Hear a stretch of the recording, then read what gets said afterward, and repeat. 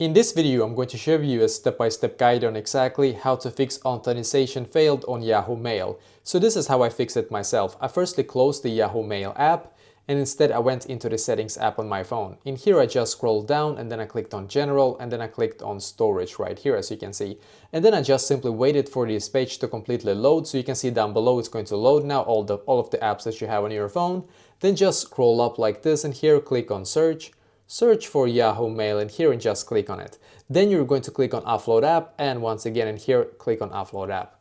Now we're just going to simply wait a couple of seconds for it to load and then click on Reinstall App. So I guess that sometimes when they have like some new update, we need to actually get it to be able to use the app like before. So try this and then go back into the app. When it's done, you can see it says loading now on my Yahoo Mail app. So when it's done, go back and try once again. If it still is not working, it might be that maybe their like server is completely down right now and we just need to wait for them to fix it, I guess.